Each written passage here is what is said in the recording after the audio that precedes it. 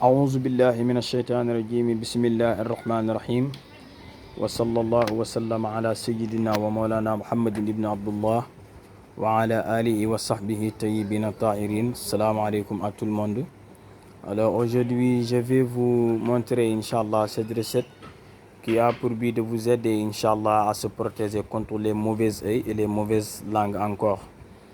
Inch'Allah, parce que vous voyez qu'il y a des personnes à qui leur langue ou leurs yeux, Inch'Allah, s'ils vous voient, ça peut vous nuire à vie. Et aussi, ils parlent sur vous avec leur langue, ça peut vous même causer des maladies ou des empêchements et des obstacles dans votre vie. Alors, il faut se méfier de la langue et aussi aux yeux.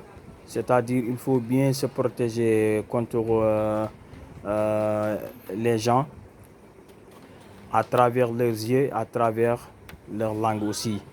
Parce que tout ce qu'une personne peut avoir, avant tout, il faut avoir de la protection.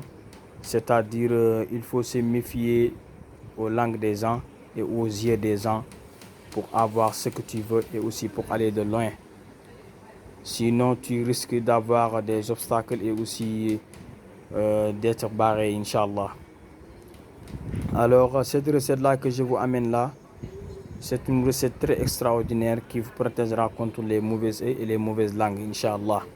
Pour le faire, il faut écrire seulement, ça se trouve dans la sourate al-Fatiha et la verset wa in yakadu lezina kafaru. Mais pour le faire, il faut juste me suivre comme je vous le montre. Il faut écrire kun bismillah ar-Rahman ar-Rahim. C'est facile à faire. Wa sallallahu wa sallam ala sayyidina Muhammad wa ala alihi wa sahbihi wa sallam. Et après, vous allez écrire bismillah ar-Rahman ar-Rahim. Alhamdulillah rabbil alamin. Et après, avant de continuer la verset suivant, vous allez écrire wa in yakadu allazina kafaru la yazliqunaka bi absarihim lama sami'u dhikra wa yaquluna innahu lamajnun wa ma huwa illa dhikrun lil alamin. Et après vous allez écrire ar-Rahman ar-Rahim. Après vous allez continuer wa in yakadu allazina kafaru la yazliqunaka bi absarihim lama sami'u dhikra wa yaquluna innahu lamajnun wa ma huwa illa dhikrun lil alamin. Après vous allez écrire Malik yawmiddin. Après vous allez continuer wa in yakadu allazina kafaru la yazliqunaka bi absarihim et vous le continuez jusqu'à la fin. Vous voyez ici la fin. غير المغضوب عليهم ولا الضالين آمين. Et après vous allez écrire وإن يكاد الذين كفروا لا يصدقون بأبصارهم لما سمعوا ذكر ويقولون إنه لمجنون وما هو إلا ذكر للعالمين. Et après vous allez le clôturer avec اللهم صل على سيدنا محمد وعلى آله وصحبه وسلم تسليما سبحان ربك رب العزة عما يصفون وسلام على المرسلين الحمد لله رب العالمين. فيكون. Et après vous allez chercher un récipient qui pourra vous laver pendant 7 jours. Et vous mettez, Inch'Allah, toutes ces écritures dedans. Et vous allez chercher un limon, c'est-à-dire citron. Limon, c'est que j'espère que c'est en français. Limon, c'est français. Limon, citron. Et vous mettez ça dedans. Et vous allez laver avec, Inch'Allah, pendant 7 jours. Mais il est préférable de laver pendant la nuit. De laver ça avec pendant la nuit. Inch'Allah, vous allez mettre tout ça devant un récipient contenant d'eau qui pourra vous laver pendant 7 jours. Et vous allez mettre, Inch'Allah, Rabbi Ta'ala, du citron, c'est-à-dire limon. Et vous allez laver avec, Inch'Allah, Rabbi. Je m'excuse. Ñu ngi jégalu bu baax lu am solo la indi loon loo xam ne maanaam daf lay aar ci wàllu cat ni ki làmmiñ ak bët. Inch'Allah démb amoon na luñ ci jàngale tey jii itam luñ ci indiwaat yeneen.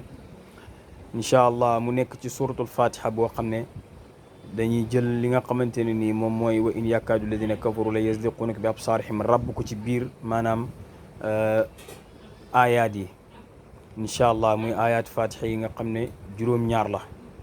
laaye bu ci nekk rek boo ko bindee da nga ci rabb wa in yakadu alladina kafaru la yazliqunaka comme nii boo ko doon liggéey tey ji da ngay bind kun bismillahi rahmani rahim wa sallallahu ala sayyidina Muhammad wa ala alihi wa sahbihi wa sallam. boo paree nga bind Fatiha bi waaye nag gannaaw laaye ju nekk rek da ngay rabb wa in yakadu moo nekk nii bismillahi rahmani rahim alhamdulillahi rabbil alamin nga daal di rabbu in yakadu alladhina kafaru la yazliquna bi absarihim lama sami'u dhikra wa yaquluna innahu lamajnun wa ma huwa illa dhikrun lil alamin. boo pare nga def arrahmani arrahim bu ko defee nga daal di indi woon yaakaar lazina kafaru la yasduquna bi absaarihim boo paree nga def wa iyyaka na'budu boo paree nga daal di def noonu rek noonu nga koy toftalante ko ba nga xamante ni àgg na ci ghayril maghdubi alayhim wala daalin gi bu ko defee nga daal di def wa in yakaadu lazina kafaru la yasduquna bi absaarihim lamma sami'u zikra wa yaquluna innahu la majnun wa ma huwa illa zikrun lil alamin incha allah léegi nga daal di ko tëj boo paree nga daal di ut soobu la mën a sangu juróom-ñaari fan rek nga def ci lépp incha allah nga daal di ut li nga xamante ni moom mooy limon benn doomu limon rek baax na nga daal di ko ci nal nga di ko sangu incha allah par guddi yàlla dina la musal si cat moo xam cat bu bët la wala cat bu làmmiñ incha allah rabbi képp ku ko soxla rek mën ngaa jël nga def ko jox na ne ko li wajhillahil karim wasalaamualeykum wa rahmatullahi wa barakatuh